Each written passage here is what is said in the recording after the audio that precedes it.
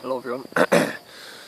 Today I want to talk about the nation state, and in particular how the nation state is detrimental towards the nation itself, towards nationality. It seems like an oxymoron how a state built around the national identity could itself be an inhibitory force for the national identity itself. But I'll explain why. You see, before nation states, people already had their own concept of, the brotherhood in the tribal identity in a region. Nationalities already existed, and people already associated with and communicated with other people of the same nation. With the advent of the nation state, everybody in that region was given a new identity. An argument could be made anthropologically, it's an amalgamation of pre-existing identities sort of combined together to create a cohesive identity shared across the country. And for a long time I thought this was perfectly fine. It was better than being isolated and having an insular culture to unite everyone who can obviously be seen to be speaking the same language, of the same genetic makeup, etc. They're obviously the same nation. But it denies the divisions, the pre-existing divisions that exist within a nation. I will not talk about religious divisions, as I believe that's arbitrary, because most nations exist before Christianity came in some way, in particular Ireland, Scandinavia, etc. There was already a national identity of some kind existing before the Reformation, before Catholicism, Protestantism. So that divide is a bit arbitrary in my opinion. Let's take Ireland for example. In Ireland there are so many different, groups of people. You could divide them, into 5 categories, I believe. There's of course the Dublin urban population, which has its own slang. In the past they had their own version of speaking Irish, the Dublin Irish, which died out quickly. Then there's the wealthy rural class, mostly from the south. There's the Midlands class. There's the impoverished western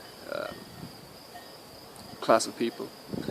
Then of course you have the 2 groups in the north, the Catholics and Protestants, which it's more than a religious divide. It's the Fenians, the Gaelic part, and then of course the planters, the Orangemen, who traced our ancestry back to Britain. So there are 2 different groups there, regardless of religion. But in addition to this, new groups, new classes of people spring up within a nation state, that is. So for example in Ireland we have this sort of wealthy financial class of people. They're residing in nice parts of Dublin. They work in a central business district. They read these haughty sort of newspapers and gazettes, which all talk about finance and commerce. And their identity basically is built around the business news, around international trading and stuff. And their beliefs and everything is influenced by this. How they communicate with one another, the language they use. Culture is the assummation of all of the day-to-day interactions between a group of people. That is what a culture is.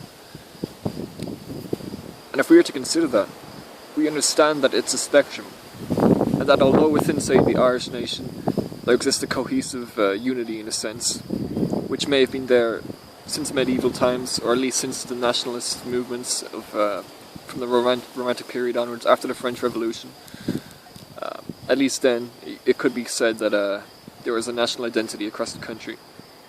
But still, even then, there was huge divisions between, say, the English-speaking and the Irish-speaking people who, looked different, who would trace their ancestry to different parts. Even in ancient times, there were divisions, of course. But rather than unite all these people and somehow solidify their identity, something that might be lost, that might die away, rather than do that, what it's done has actually created a new identity, a false identity.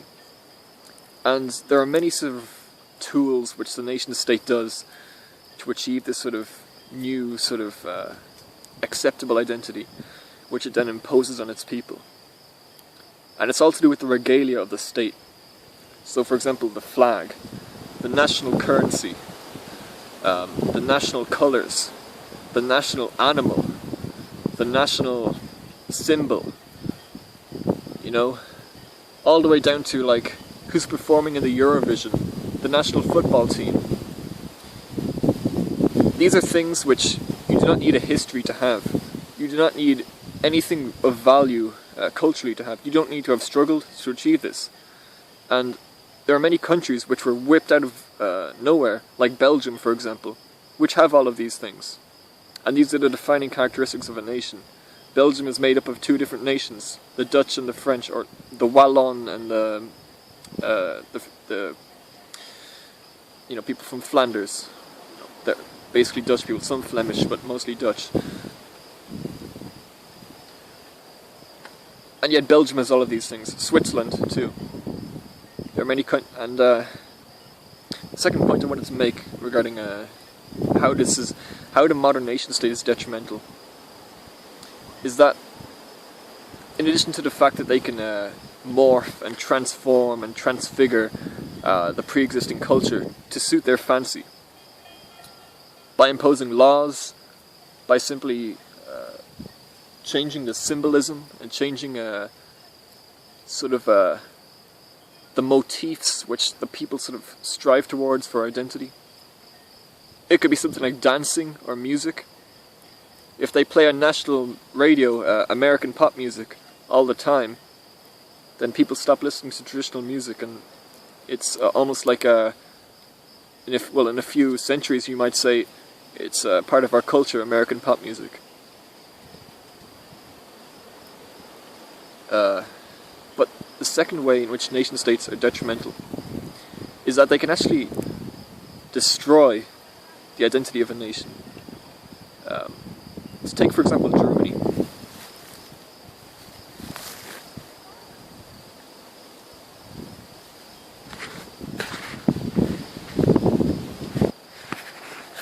Excusez-moi. Take, for example, Germany.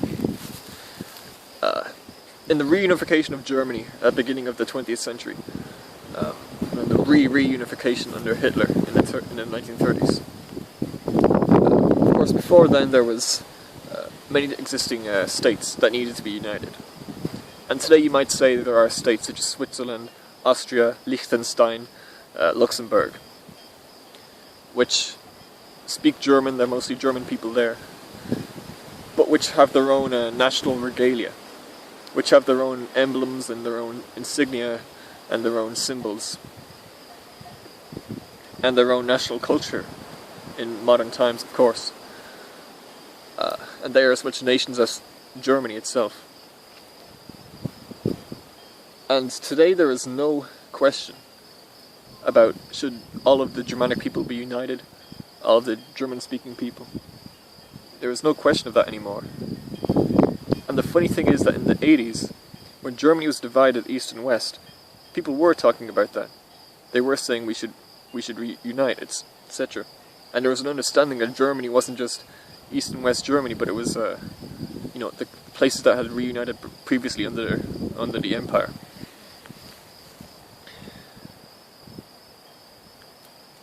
Now, I believe that this reunification actually it destroyed the idea that all German-speaking people should unite together, because a new national identity had been created, essentially. Luxembourg and Liechtenstein are,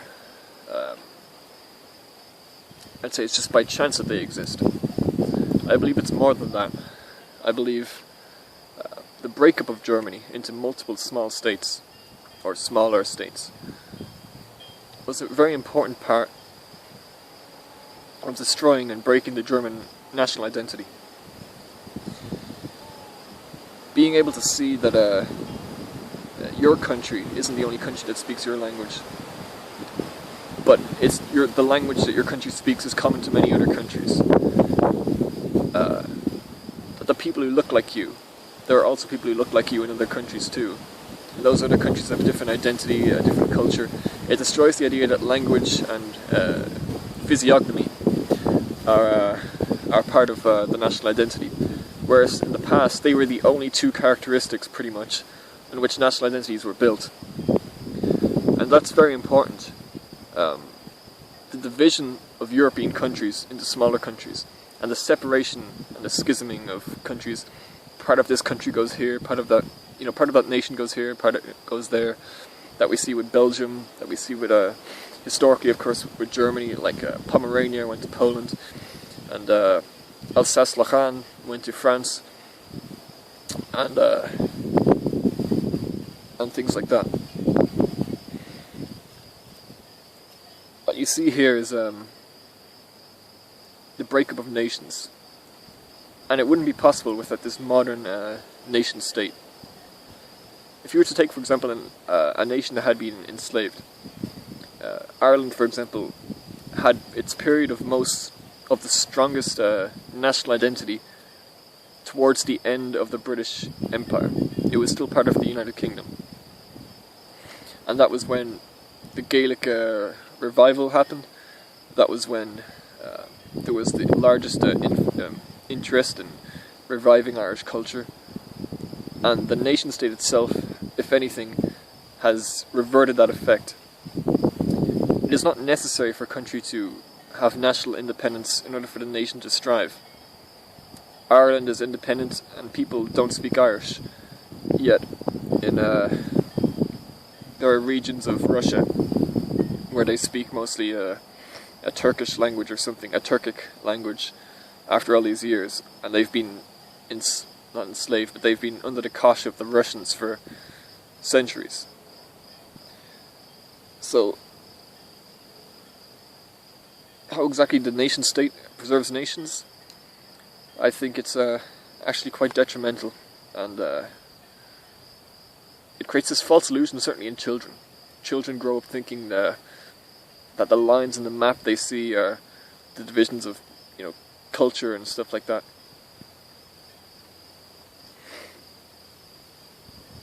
If you come from Belgium, you're a Belgian person. You're not Wallon, you're not Dutch, you're a Belgian. And that's crazy in my opinion. That the identity of the people is basically just whatever boundary you happen to be born in, rather than your blood and your actual culture. And of course there is the imposition of new created cultures, false cultures, onto pre-existing nations. And that results in the death of culture. That's all I have to say about the nation state.